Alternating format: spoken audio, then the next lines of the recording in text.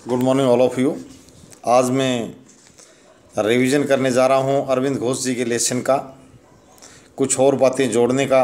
पूर्व में एक छोटा सा टॉपिक डाला था अरविंद घोष पे, पर आज मैं उनके विचारों को विस्तार से आपके साथ साझा करूँगा। और मैं बार बार कहता हूँ परीक्षा की दृष्टिगत इस तरह की बातें कहते हैं कि आजकल एक टॉपिक तक नहीं, आपकी व्यापक नॉलेज आपको आपका जो करियर है उसको वाइडनिंग देगा, व्यापकता देगा। अरविंद घोष एक दयालु मनुष्य, एक महान कवि, एक सूक्ष्म विचारक, एक महर्षि तथा क्रांतिकारी राष्ट्रवादी थे। उनका जन्म 15 अगस्त 1872 को कलकत्ता में हुआ। अरविंद घोष ने लगभग 14 वर्ष इंग्लैंड में रहकर इंग्लिश, फ्रांसीसी, यूनानी, जर्मन एवं लैटिन भाषाओं का ज्ञान प्राप्त किया। 1890 में वो भारतीय असैनिक सेवा में पास हुए, यानी ICS जो इंडियन सिविल सर्विसेज की परीक्षा थी, वो 18 वर्ष की आयु में पास की, परंतु घुड़सवारी न होने का उनका चयन नहीं हुआ। वे इंग्लैंड में भारतीय मजलिस एवं लोटस एवं डैगर ये उनके बारे में कई बार पूछा जाता है, किस संस्था से संबंधित रहे। जो इंग्लैंड में संस्था थी लोटस एवं डैगर नामक संस्था के सदस्य बन गए। उन्होंने बंगाल में राष्ट्रीय आंदोलन को संगठित किया। ये बंगाल को राष्ट्रीय आंदोलन संगठित करने का बहुत बड़ा श्रेय है अरविंद घोष जी को, मैं उनको नमन करता हूँ। अपने संघर्ष को जारी रखने के लिए उन्होंने कर्मयोगी एवं धर्म नामक 2 साप्ताहिक पत्रिका आरंभ की। उन्होंने नए राष्ट्रवाद का विचार प्रस्तुत किया। आज मैं उनके राष्ट्रवाद का विचार भी आपसे साझा करूँगा। 5 दिसंबर 1950 को उनका स्वर्गवास हो गया। सबसे बड़ी खुशी बात है कि उनका संघर्ष का फल उन्होंने चखा और आज़ाद भारत में उनका स्वर्गवास हुआ। इस भारत माता को आज़ाद करा के वो यहाँ से प्रस्थान उन्होंने किया। अरविंद घोष द्वारा लिखी गई मुख्य पुस्तकें थी the life divine, essay on Gita, the synthesis of yoga. आज जो योग की चर्चा हो रही है, योग के बारे में उस टाइम उन्होंने बहुत बड़ा विश्लेषण कर दिया था अरविंद घोष जी ने। The ideal of human unity, the basis of yoga, A defence of Indian culture. मैं अंतर्राष्ट्रीय योग दिवस के दिन भी मैं ये मानता हूँ कि उस दिवस को अरविंद घोष जी के नाम समर्पित होना चाहिए। उन्होंने योग पर पहले बहुत जोर दिया था, योग के महत्व पर। उनके राजनीतिक विचारकों में जो मुख्य बातें शामिल कर रहे हैं, अरविंद घोष ने भारतीय राष्ट्रीय कांग्रेस की उद्देश्य एवं साधनों को लेकर तीखी आलोचना की कि भारतीय राष्ट्रीय कांग्रेस के जो उद्देश्य थे और जो साधन थे उसको प्राप्त करने के, उसकी तीखी आलोचना की। बहुत बड़े विवेकशील व्यक्ति थे। अरविंद घोष के अनुसार हमारे राष्ट्रीय आंदोलन का उद्देश्य पूर्ण स्वतंत्रता की प्राप्ति होना चाहिए। जो आंशिक सुधार की बातें हो रही थी, कर्मिक सुधार की बातों से वो सहमत नहीं थे। वो कहते थे कि अगर इतना बड़ा बलिदान देश से मांगा जाए तो कम से कम पूर्ण स्वतंत्रता की मांग तो हो। इससे अधूरी बात पर वो सहमत नहीं थे। अपने उद्देश्य की प्राप्ति के लिए उन्होंने सशस्त्र विद्रोह था कुछ समय के पश्चात क्रियाहीन विद्रोह जैसे साधनों को अपनाने का सुझाव दिया। अरविंद घोष राज्य को एक लक्ष्य न मार के साधन मानते थे। ये बहुत बड़ी बात है। सशस्त्र विद्रोह का भी उन्होंने समर्थन किया। अगर आज़ादी के लिए खूनी विद्रोह या रक्तपात भी अगर करना पड़े तो उनको इस मामले में कोई संकोच नहीं था। और कुछ हद तक उनको पता भी होता है कि परिस्थितिवश 1947 के बाद में छोटे छोटे देश भी आज़ाद हो गए और औपनिवेशिक सत्ताएं लोगों ने गंवानी पड़ी, चाहे छोटे राष्ट्र हो एशिया के, अफ्रीका के।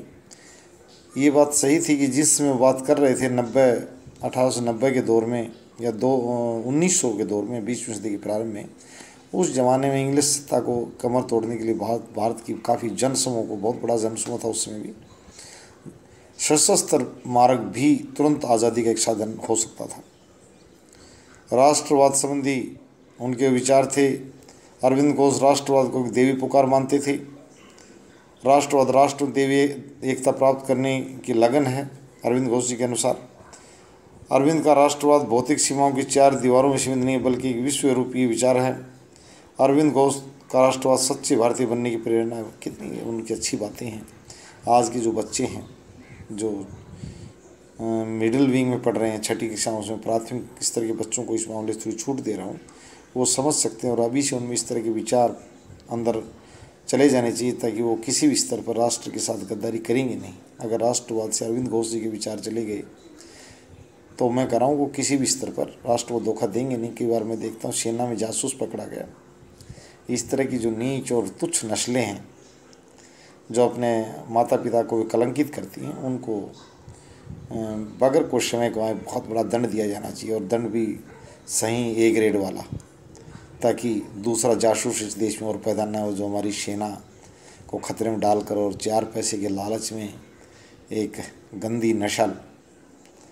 जब मैं अखबार में पढ़ता हूँ या रेडियो पर सुनता हूँ कि भारतीय सेना में एक जासूस पकड़ा गया, भारतीय सेना का सैनिक, बड़ा अरविंद घोष जी जैसे याद आते हैं कि बचपन से ही इस तरह के अच्छे बच्चे तैयार किए जाएंगे, ऐसी नस्ल हमारे देश में तैयार ही ना हो। मानव एकता के आदर्श के बारे में बताऊंगा। मानव एकता का आदर्श प्रकृति की अंतिम योजना का एक मार्ग है। अरविंद ने मानव एकता के आदर्श में न केवल अपने विचार व्यक्त किए, अपितु इस आदर्श को प्राप्त करने तो उन कुछ साधनों का वर्णन भी किया, मानवीय एकता पर जोर दिया। अरविंद घोष के राष्ट्रवाद का उद्देश्य मानव एकता के आदर्श की प्राप्ति है। मानव के बीच में अलगाव नहीं। भाई ये भी बहुत बड़ी बात कही अरविंद जी ने कि मानव के बीच में अलगाव नहीं, बल्कि एकता के साथ मिलकर रहें और एक दूसरे से अलगाव नहीं लगाव रखें। अरविंद घोष मानव एकता के आदर्श की प्राप्ति के मार्ग में आने वाली संभावित रुकावटों से परिचित थे। उनका विचार था इन रुकावटों को तभी समाप्त किया जा सकता है यदि मानवता के आध्यात्मिक धर्मों का प्रचार किया जाए। ये बहुत बड़ी बात मैं पहले भी कह चुका हूँ। सभी जो धर्म के जो ये यहाँ अगुवा लोग हैं, जो इस तरह का धर्म वाहक के रूप में काम कर रहे हैं, नेतृत्व कर रहे हैं, मेरा उनसे बार बार पुरजोर प्रार्थना है कि वो अन्य दूसरे धर्मों की आलोचना न कर वो उनके अपने धर्म वाले लोग संभालेंगे उनमें क्या क्या कमियाँ हैं, वो क्या करते क्या नहीं करते। प्लीज़ आप उनसे पुरजोर हाथ जोड़ के प्रार्थना, अलगाव पैदा न करें। अपना कद बढ़ाने के लिए कोई भी व्यक्ति किसी भी स्तर पर और सभी लोग अच्छी बातें आगे बढ़ाएं। अभी मैं भारत में इस बात के अरविंद जी की बात को आगे बढ़ा रहा हूँ। कानून की बात हो रही है, पक्ष विपक्ष की हो रही है, लोग बहुत शोर मचाते हैं। 2 बच्चों की जो नीति थी उस पर चर्चा न संसद और विधानसभा में अभी तक नहीं हो रही है, और कुछ राज्य सरकारों की भी है, राजस्थान और शायद हिमाचल में लागू है कि 2 बच्चों से ज़्यादा बच्चों के माता पिता राज्य सरकार की सेवा में नियोजित नहीं हो सकते, और अगर हो गए हैं तो उनको बर्खास्त कर दिया जाएगा, किसी भी धर्म संप्रदाय समुदाय से संबंधित हो। तो इस तरह की बातें भारतीय संसद तक बढ़नी चाहिए। और मैं जो हैं हमारे भाई जो यहाँ हमने विजेता बनाकर भेज रखे हैं, उनसे पुरजोर प्रार्थना है कि वो अगर कानून की बात करें तो प्लीज़ एक बार 2 बच्चों की नीति वाली बात पर भी एक मत बना लें। पक्ष और विपक्ष दोनों को आह्वान कर रहा हूँ, किसी एक से नहीं, कि इस बात के बारे में खुलकर बोलें, दिल खोल कर बोलें, हम उनका आभार व्यक्त करेंगे। अरविंद घोष ने पूर्ण स्वतंत्रता की आवाज़ उठाकर सभी भारतीयों को जागृत किया। अरविंद ने राष्ट्रवाद को आध्यात्मिकता के रंग में प्रस्तुत करके संपूर्ण मानवता को एक महत्वपूर्ण देन दी है। अरविंद घोष के प्रीतम द्वारा लोगों को राष्ट्रीय जीवन भाग लेने का अवसर दिया गया था, जिन्होंने राष्ट्रीय आंदोलन को सार्थक बनाया। उन्होंने भारतीय जागरणवाद का समर्थन करके युवाओं को एक नई दिशा प्रदान की।